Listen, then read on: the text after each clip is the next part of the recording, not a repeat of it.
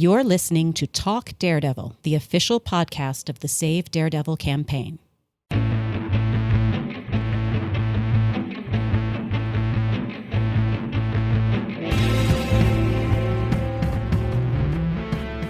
Hey everybody, welcome back to a new episode of our new Daredevil podcast, Talk Daredevil. I am super stoked to be joined by some different members of our team. I'll start out by introducing myself again. I'm Phyllis. You've heard me on the first two episodes, and I'm going to let the rest of the team introduce themselves now. Hi, I'm Casey. Hey, I'm Rhiannon. You may have heard me before on other podcasts talking about Daredevil and all things Marvel, mostly at Marvel News Desk. Hey, I'm Christina. You might have seen me if you've seen our Team Save Daredevil panel from Save Daredevil Con. And today we are coming together to talk about the future of mature Marvel TV.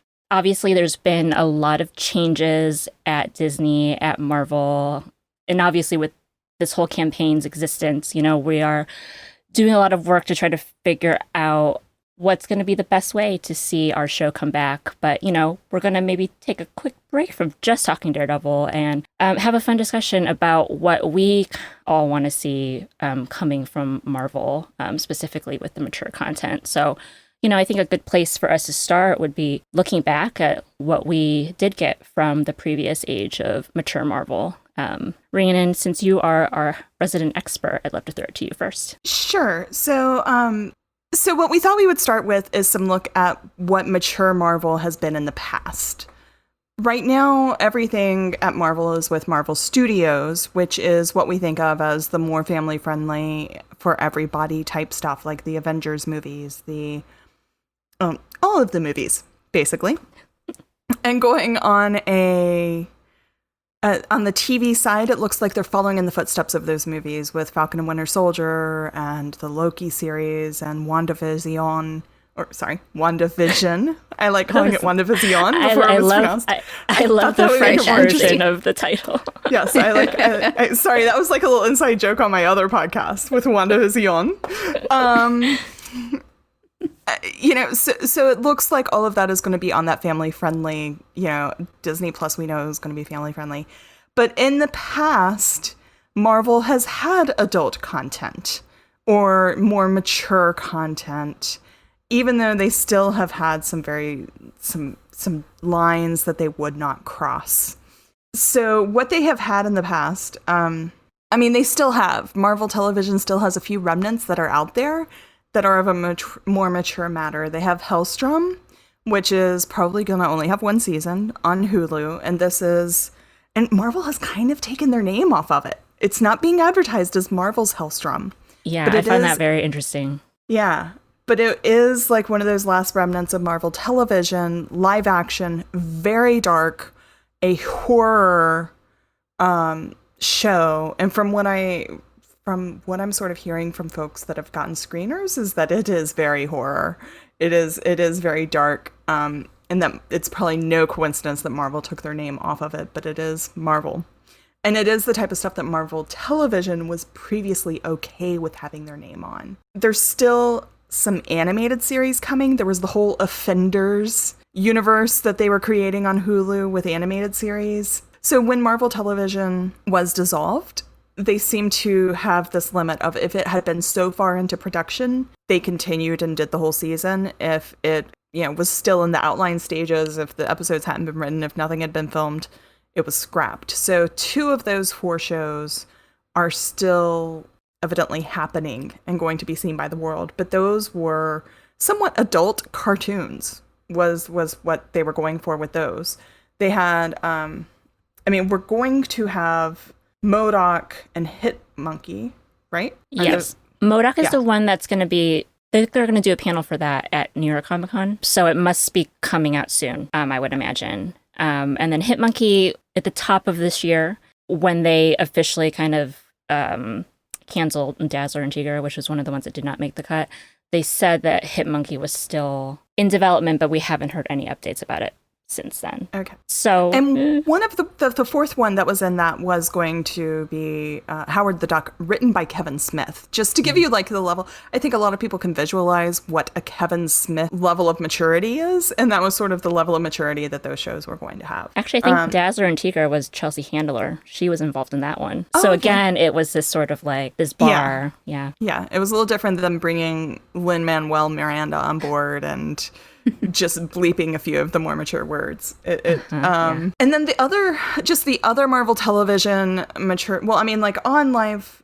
action, there were some that made it on TV, but the one that didn't make it on TV of these recent was, and for some reason this fell into Marvel television just because of the way the rights were weird as far as who had animated content and who had live action content. But Marvel Television had actually worked on an animated Deadpool series with Donald Glover. And evidently it was going to be on Adult Swim. It was going to be same tone sort of as the Deadpool movie, but you could do far more with cartoons.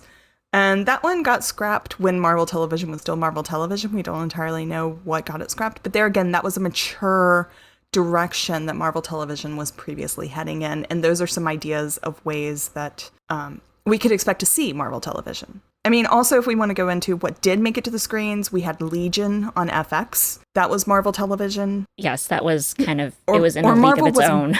Yeah, Marvel was involved. No, sorry, that was a Marvel property, but it was still owned by Fox then, so it wasn't Marvel Television. But it was an adult show. It was completely unaffiliated with anything, no interconnectivity, which we'll talk about later. What we are all familiar with, and if you're listening to this podcast, is the Defenders-verse on Netflix. That's the reason why we're all here. Yes. yeah. If you haven't watched yet, you should probably check it out. And why are you even listening to this podcast? You should check it out, sign the petition, then listen to us. That's right. In that order. Yes. But yeah, I mean, it's interesting to hear you kind of recount all these things, Ree, because it's a really interesting range. You know, I think when I think about, and we'll get into this further down the line, but when I think about what Marvel seems to be moving forward with now, it's a lot of kind of a certain flavor, you know, that is associated with the MCU and kind of what you think about when you think about the MCU. And so just hearing kind of all these different types of shows and all the different types of characters and teams they were able to bring on, even if it never happened, you know, even if it never got out of development, you know, it shows more of a range, and maybe not risk taking necessarily, but there was just room. There was room to explore and be creative with Marvel properties. And let's face it, like Marvel has, God, it's a candy store of ideas and characters and things that you can do. From here, we can maybe talk about like just the dearth of mature Marvel live action, you know, other than Hellstrom and these two animated shows. You know, there feels like there is just a considerable lack of Marvel presence when it comes to this mature area of the superhero genre. And this is an area where we see all these brands just running in to this corner, especially, I mean, obviously DC is up there, but, you know, the other platforms are making huge bets on superhero shows, and we can talk a little bit more about that. Yeah, I mean, if you look at shows like Preacher, you look at shows like The Boys, these are shows that maybe they catered to a niche audience, but people ate them up and they wanted more. Mm-hmm. And it's interesting that right now, except for Hellstrom, we don't see anything coming out in that kind of vein from Marvel. And, you know, when you were talking about mature Marvel TV, I know that these shows didn't have a TVMA rating, but I feel like The Runaways and Cloak and Dagger both went darker, certainly, than what we saw on the big screen. And Agents of S.H.I.E.L.D., every time they got a later time slot, they got darker. Again, never to the level that we saw in The Defenders, but it seemed like they were kind of dipping their toes in the water a little bit over there. Yeah, I never realized that until you just said that, Christina. About S.H.I.E.L.D., you're absolutely right now that I'm thinking about it. Was that season they got a little 4? darker. Was season 4 the Ghost Rider season? They are all mixed up in my mind. I think they are all mixed up in my mind. That sounds around the right time period. Yeah. Mm-hmm. Because that was the first time they moved the time slot back, right? Yeah, and then all of a sudden you had Ghost Rider, who he was out there and talking about how he killed a teacher because he was a pedophile. They started going into things that you just did not see on the big screen. However, when we look at the future of Marvel movies, Marvel Studios on Disney Plus, there is some hint of them going in these darker directions with Doctor Strange, the Multiverse of Madness is going to go into the multiverse and supposedly was going to have a more of a horror vibe, though they did, the director left that, so it's possible that it was a change in, tone or creative differences. But I think also that we're never going to get, or what we are currently seeing, nothing on the slate is going to be a Joker movie. Nothing on the slate is going to be even as dark as a Batman movie. We were talking like Batman, when we look over at what DC is doing, you are never going to have a Batman property that isn't a little dark. And I think that's super relevant to Daredevil fans because Daredevil and Batman are very closely related. They're very similar characters. Yeah, even the Batman cartoon, the animated series from the early 90s was dark, like not only just visually, but the content. I just rewatched it over quarantine just because we needed something to do. And I was chatting with a friend, and she's like, oh no, I still can't watch it. It scares me. And it's a kid's cartoon that is not scary, but the tone of it is very Batman. Yeah, and you I can't think have Batman and it not be a little scary. Right. He can't really be, super duper friendly because then it just kind of ruins the aura of Batman. I also think that there are some characters in the Marvel world as well they're just not going to work with a lighter touch, with a PG-13 or tamer rating. I was just having this conversation with someone about, they were saying, well, you could do a PG-13 Heroes for Hire, and you probably could. And as we heard about during Save Daredevil Con with the fabulous Discussing Daredevil panel, there are runs in the Daredevil comics where Matt is happy and things are not all dark and dreary, where he's, I think, swinging on his way to work, just smiling and being happy. But there are some properties that just aren't going to work. You cannot have a PG-13 Jessica Jones. We've seen what happens when you try to make a PG-13 Punisher. It is not pretty. That's something to think about too. The fact that some characters just won't work in that kind of smiley, happy, light-hearted vein. And I'm interested why, I know why Marvel is very much trying to go in this family-friendly direction. They're owned by Disney. And that's going to get them the most money. But the Netflix series is what brought me to comics, for example, and some people as well. I watched all the MCU movies. I thought they were cool, yeah, and then I moved on with my life. And then I watched Daredevil, and now it owns my pocketbook. And now I'm with you guys trying to fight to save this show. So obviously, it's not a more mature, can bring in a different audience. And it can be on a different streaming service, and it can be different, and I think that, that'll bring in the bucks too. So also looking over at what DC has, because we could compare like the Marvel movies to Joker and Batman and the stuff that DC has put in theaters, Justice League. And I don't think that's a very fair comparison in general. Like they are two completely different universes, and that can be like a whole world of conversation. But I think also the important thing is to look at what you can explore in a TV show. And I think like part of what you're saying as far as like how invested we are in this world, yes, you can go and enjoy a movie and be invested in that world. And especially when you create 20 plus movies, I think 24 movies that are all in the same world and connect and bring this along. But we've had 42 hours of Daredevil. I mean, we've had 36 episodes of Daredevil. Wait, no, 39. This is what I get trying to do math off the top of my head. But anyways. Don't look at me. I'm bad at math. Yeah, we have... That sounds good. 39. 3 seasons. No, it's still...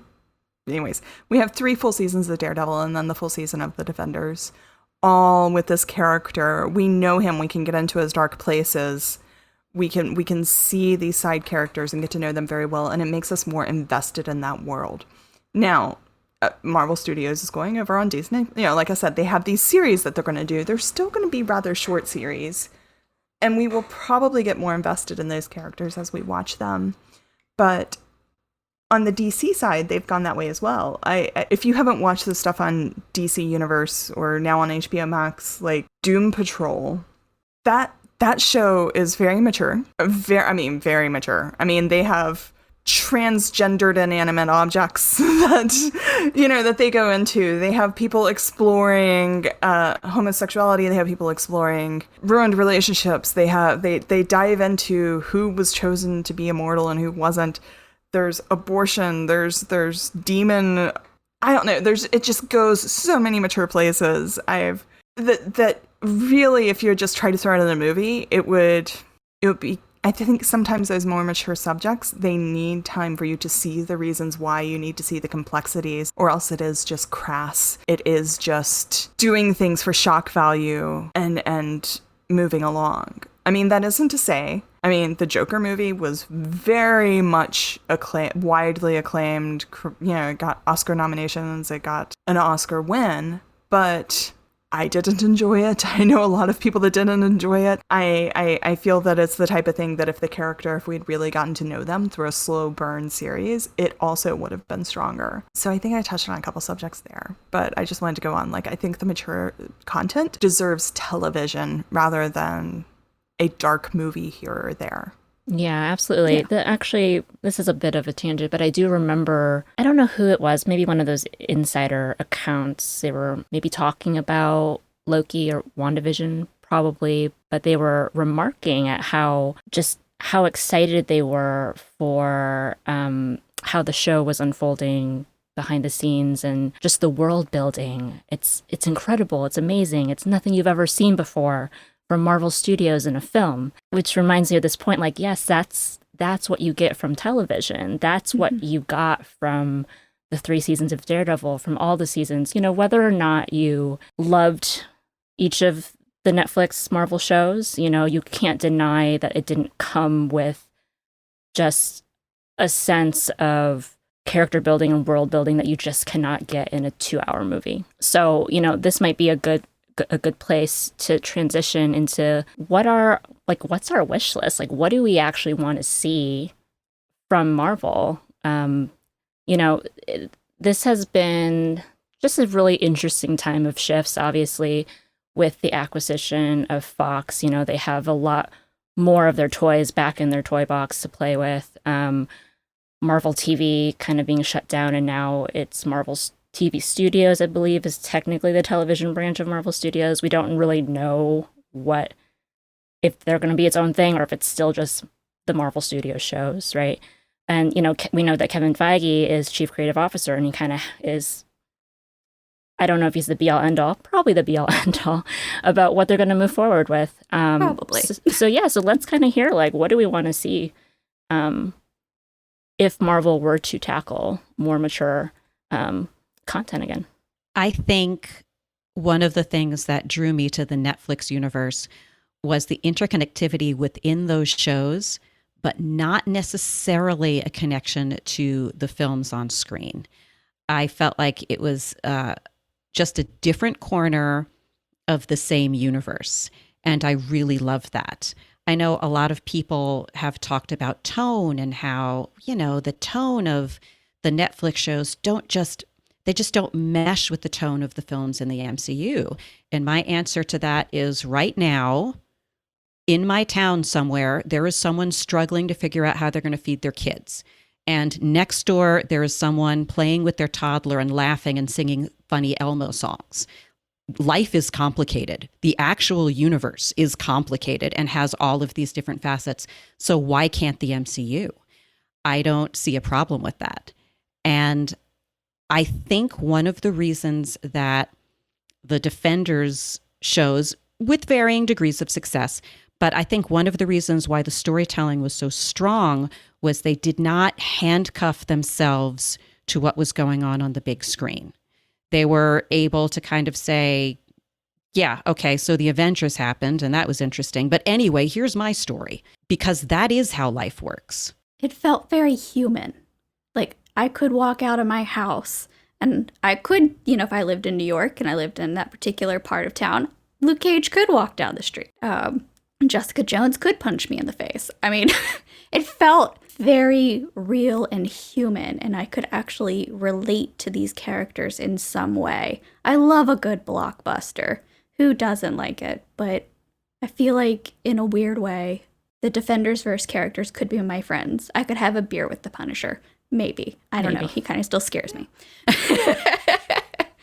But I loved the down-to-earth quality of these characters and the way that they were brought to the screen. Yeah, there's still some superhero magic-y elements that it happens in comics, and you just have to suspend reality for that moment. I would really love to see that again in a more mature Marvel television series. I think on that same note, Casey, there's also, like, when you look at, after watching like a lot of Netflix series, and especially like the Defenders verse, and then I go and I watch like the Marvel movies, to me, the women characters are so much more real. They have so much more natural makeup. They're not... Preach it, Ray. Preach it. You don't have... Yeah, I mean, you don't have, like, 15-year-olds with false eyelashes. You don't... I mean, whenever I go from watching, like, these series to watching either network television or the Marvel movies, there's just an element of realness in the women. Mm-hmm. Not that there isn't work that still could be done in the Defenders verse and making the women a little more real, but I think there is just like something about the makeup and all of that and showing people having flaws. I mean, I think overall showing people have flaws, but like women in practical shoes and practical makeup are like a big thing of mine. You know, I'm thinking about the very first moment we met Karen Page, and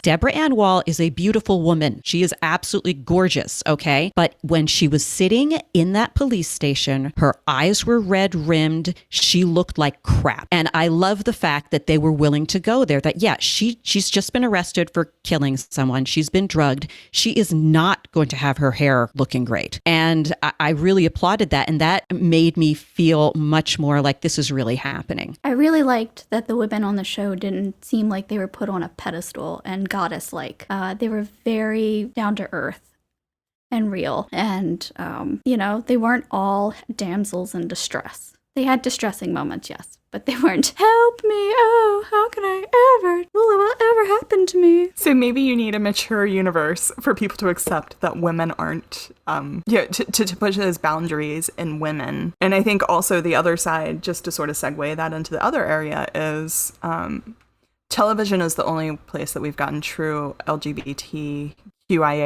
plus representation in Marvel.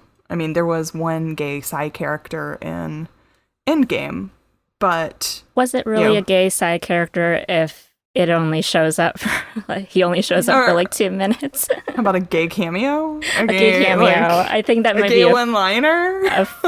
That would be a more fair assessment.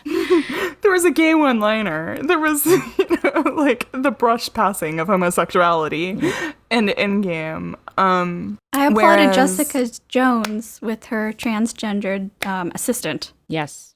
That was huge. That was wonderful. Which I think it kind of gets a little bit overlooked just because at that point, everyone knew the show was canceled. So I think it just didn't really make as big a splash. But yeah, I mean, they were definitely heading, again, if you want to judge Marvel Netflix kind of as a whole, obviously there were definitely moments where there could have been more work put in, but as a whole, and as you saw them progress through more seasons of the show, you could see them trying more things and really making a bigger push to have just these types of characters repped. And so it's a little bit unfortunate that got cut short. But obviously, I think, that is a criticism I hear a lot when it comes to Marvel. And, to kind of go back to comparing to DC, even though I'll say now that I don't watch a lot of the DC TV shows, but I know that is one area that they seem to have always done better about. They've always foregrounded underrepresented types of characters. Maybe someone can correct me if I'm wrong, though. That's kind of just the impression I get when I read up on those shows or I see those shows being talked about. I haven't seen everything in the DC television universe, but I've seen a bunch. And that was one of the things that stuck out to me. It's like, okay, you on The Flash, on Arrow, on Legends of Tomorrow, you have gay characters. And it's never made a big thing. Oh my God, they're gay. It's never a thing. It's just casually, Barry is talking to the police captain, and the police captain says, oh, my fiance won't let me eat burgers at home. He says it's bad for me, and then you meet the fiance, and it's never shown as this is weird. It's just, this is just life. And I really appreciated that. Now, in our own show, we really didn't get that. But in the rest of the Defenders, no. there was a one-off kind of joke line with the pervy pawn shop broker saying, with this police scanner, you could pick up the mayor banging his boyfriend. That is the absolute only thing that I can remember in our show. Which is almost derogatory. Yeah, it is. It isn't really a great example. So yeah, our show could have done better in that. But certainly Jessica Jones. Mm-hmm. Just the decision to gender bend Jerry Hogarth and make her out. And the casting for, is her name Jillian? In season 3 of Jessica Jones, I think it was Jillian. That sounds like it. And that's the type of representation that I've been hearing is important. And I mean, like, I say this as a white cis woman, like, but what I've been hearing is that, like, the goal is to get to that point where you have a random role of a receptionist that could be played by anybody, and you choose to fill it with somebody that provides representation and not make a big deal of it, and it not be something that's called out, and it not be that whatever makes that person a marginalized community is their whole identity. And I think that was a wonderful job that they did with that character, was just a sort of normalization of that they did a lot of in Jessica Jones. I mean, Jessica Jones had a very progressive showrunner that's career just sort of took off because of, after Jessica Jones, the reason we knew season 3 was the finale of that was that she had this huge deal elsewhere to produce material. And hopefully some of her role in promoting these marginalized communities was part of that. And, I think it's interesting, even with the Defenders verse, as the shows went on, they started daring to do more and more. And something we learned with our Save Daredevil Con conversation with Stephen DeKnight and Eric Olson was that Netflix was pretty cool with pushing the boundaries, and it was Marvel who was kind of reining them in. Because, we did get that word that Jessica Jones was not allowed to say. We got the Punisher saying it. We got some male nudity in both the Punisher and Luke Cage. We got some pretty brutal violence on pretty much all the shows. I guess Iron Fist didn't have that much that was exceptionally brutal.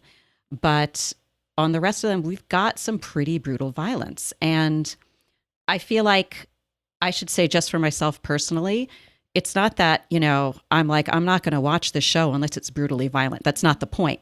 The point to me is the violence was such an important facet of Matt's character. He was struggling with it himself. And so we had to see it in order to see what his internal struggle was about it. And the violence wasn't over the top. I mean, you could say Punisher was a little bit over the top with the violence, but you have to. I mean, with the Punisher, it's ingrained with the character.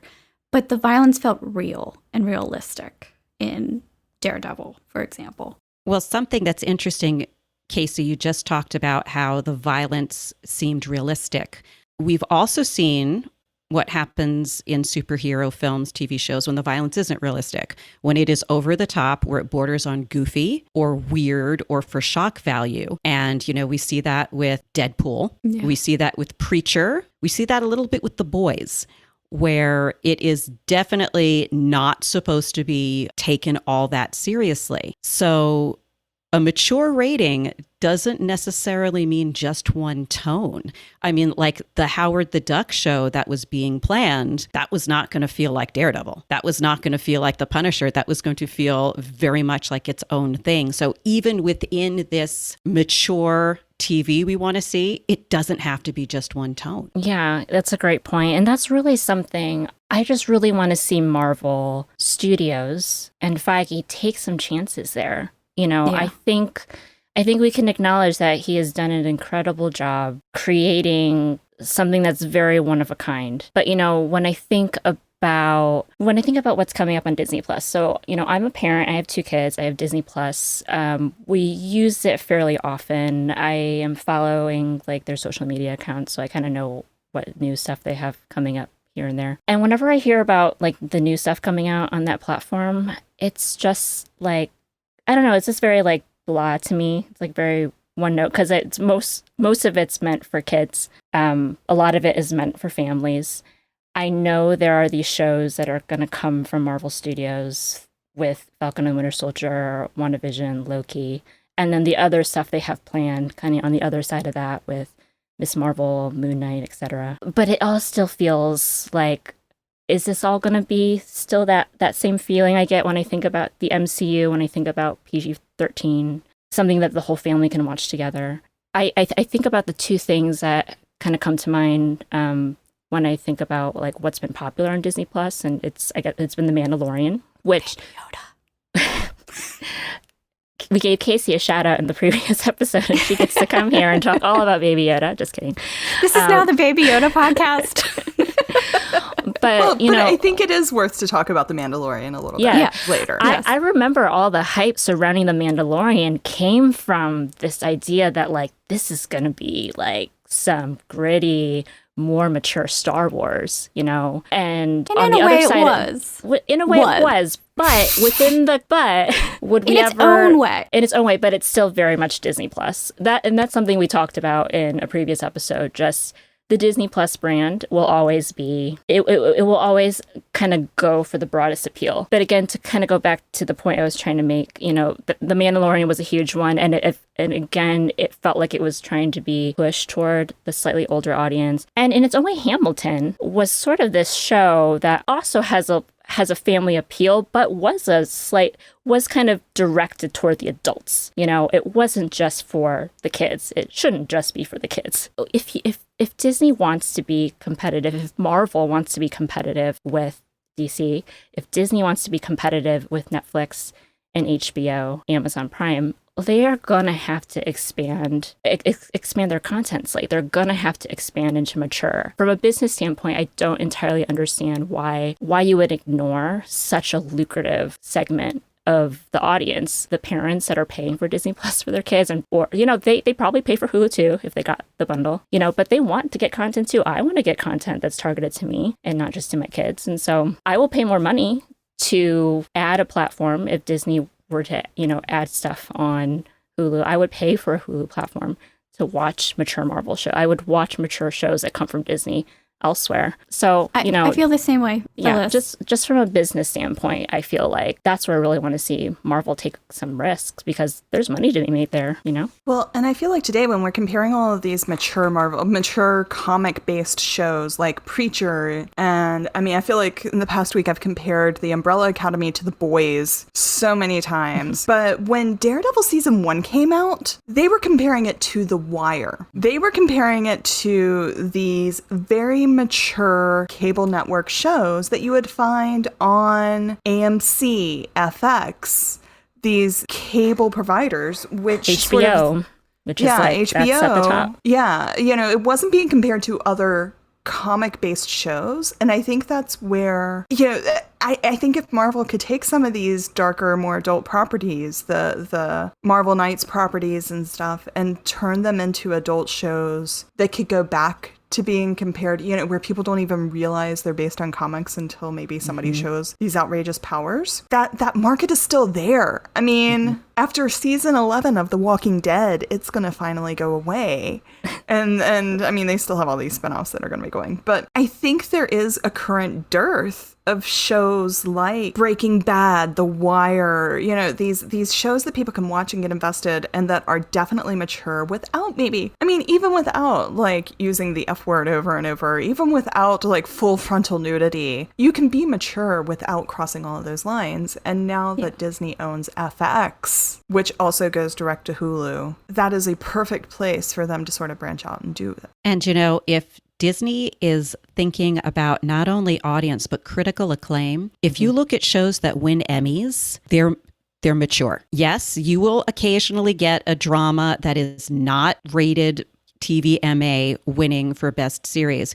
But, you were mentioning mentioning Breaking Bad and The Wire and Game of Thrones and The Handmaid's Tale. What do all of those shows have in common? They're all mature. This isn't to say that Emmy winners are all like that. I know The Mandalorian is nominated, and I'm still a little bit confused about that. Like, I like that show a lot. I did not think it was a masterpiece. So it is really interesting that those shows tend to get nominated and tend to win. So if that's something that matters to Disney, they have to look at that. For the record, I enjoy the PG-13 Marvel films. I've enjoyed most of the other shows that they've put out that did not have a hard rating. It's not like I feel like it has to have a hard rating or I'm not going to watch it. I love that I can take my daughter to the movies to see Captain Marvel. I took her to the movies to see Guardians. I love that I can share that with her. And I also love that when she's upstairs at night, my husband and I can put on something harder and enjoy something that makes us think, that really makes us a little bit uncomfortable, because we live in an uncomfortable world, and it's really great to be able to explore those themes without any kind of danger to our actual selves. So I'm looking for both, and we deserve both. That's it. We deserve both. My credit card can pay for both. Well, your credit card, but I think an important thing is the worldwide, to make these $100 million movies, $200 million movies, they have to make that money back worldwide. And I think when you get offensive, that limits the number of people that are going to watch it. There again goes to lower budget markets.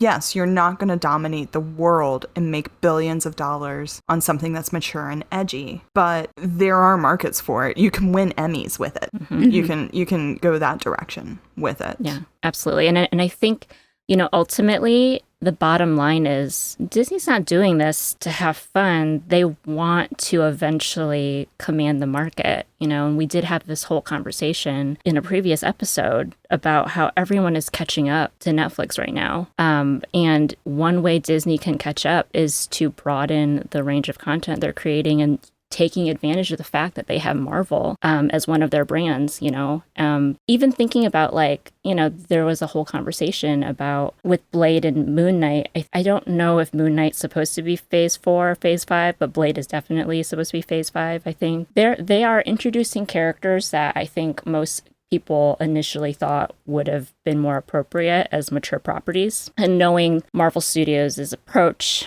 to things right now is not mature, that there is a bit of like a disconnect there. I would love to see maybe some reworking of those plans if there is enough time to make some shifts. That's the thing. There's been so many unexpected changes this year. Without coronavirus happening, I think it would have already been a little bit tumultuous for Disney and Marvel just because of all the changes kind of at the top levels. But with the coronavirus and everything happening with COVID specifically, I think there is kind of an opportunity to hopefully take a quick break and maybe reassess what some of those plans were. I think we were, I saw a tweet that was shared by someone on the team about just, I think I have it pulled up and I'm going to quote it because I don't want to mess it up. But this person says, it's interesting how the MCU's biggest strength, interconnected sequential cross-platform storytelling, is now its biggest weakness. And in the pandemic, delaying one project has a ripple effect narratively throughout the MCU. And, we've heard rumors that they might just need to push all of phase 4 into next year, which we don't know if that's actually true or not. This ripple effect on the storytelling and just everything being so tied together, one, why not allow your world to breathe and have stories that can just be adjacent to that, be adjacent to the MCU universe and plug into that universe when it needs to and then plug back out when it doesn't? And why not consider a Marvel Knights level of that universe where you can bring Blade and Moon Knight and hopefully when the Rights of the Defenders comes back, bring some of those guys in and create sort of that mature echelon of programming and movies and TV shows that can be happening around, that core MCU world. I just think this is a great opportunity for them to just, kind of look at, we know these guys plan out their slates years in advance. Why not use it as an excuse to just find a slightly different way of doing things? And just a way that, again, selfishly for me, that would include Marvel mature content again. because I believe I talked about this specifically, but I really believe that people's loyalty right now, or it's not to platforms, people are not necessarily loyal to Netflix or to Amazon or even to Disney Plus. They are loyal to the brand IP, and Marvel has a ton of amazing IP. And if they make that content, people will come and watch it. I love a good reference every now and again. It's fun to go, oh, that's from that movie. And I'm slow, so it takes me like 3 times of watching it. But yeah, we don't need an exact, play-by-play of another movie in the Defenders verse or any of it. A reference is great, but we, as you stated, Phyllis, very eloquently, it kind of messed things up this time. It's so funny. Disneyland has a meet and greet where you can meet Spider-Man. And I don't know if it's still there. I haven't been since November, clearly. But they had a little newspaper machine with a copy of the Daily Bugle. And it had different headlines on the Daily Bugle. One of those headlines was, Hell's Kitchen Lawyers Help Harlem Hero. And there were no names. That was it. It was just the headline. But that was just this wonderful way where those of us who get it were thrilled and excited and so happy to see it. And people who didn't get it just walked on by. And those are the kind of references I think can be done easily and cheaply without messing up any kind of continuity. You could still have this little level of connectivity without being handcuffed to another narrative. I know it's it's a slightly controversial topic, I think, in the fandom about what's canon and what's not and how connected it needs to be. I can only say, again, from my own opinion as an individual fan, I don't need this interconnectivity with every single thing feeding into each other. I think that's also true for the people that Marvel has not yet reached. I mean, when we talk about reaching into these mature markets, when we talk about going after the Breaking Bad type markets, the folks that watch these darker cable television shows, they're not the same people. I mean, they're not always the same people. I mean, there's always going to be overlaps in this. I'm not going to say everybody that watches The Wire never watched the Marvel movies, but there is still an untapped market that there are people out there that haven't watched these movies, that haven't followed this universe, and they will not care. So yeah, you can throw in the references to, the incident, and you can throw in things that matter in the overarching universe. You can have somebody in Greenwich Village that has mysterious magical powers without ruining it for all of them, without them feeling like, oh, if I haven't watched those 24 other movies, this is, I'm never going to catch up. I'm never going to know what's going on. So a lack of interconnectivity does help them reach that new market that they haven't yet been able to grasp. And speaking of that guy in Greenwich Village with the magical powers, his next movie has In the Multiverse of Madness in the title. They have an opportunity to do this, right? They could, if they wanted to. We don't know if they want to. We don't know if they will. But they could take advantage of it and set up other stories that don't necessarily work in the main timeline and say, okay, it's part of the multiverse. I'm sort of curious. This is maybe a little bit of a tangent, but I am kind of curious because that reminds me, that's literally what DC strategy is right now. It's literally opposite, push as hard into the multiverse as possible. And let's give you guys 10 different Batmans. Right. And I'm sort of curious, Rhiannon, since you are because you are part of Marvel News Desk and you're a little bit more plugged in to that side of things, are there any rumbles about Marvel having any actual interest in building out a multiverse in the MCU, or? I haven't heard. I mean, there has been somewhat confirmation that there will be a multiverse. There was an audition tape, as much as you can take, whatever audition tapes that floated around of somebody actually explaining the multiverse in Doctor Strange. So they're going to go into setting this up. And I think they've already sort of touched on it, with the different streams created by the Infinity Stones when they traveled in Endgame. So I haven't heard anything at this point of them branching out and having these different universes and having shows that exist in completely different universes. But I think that is definitely a great way for them to go.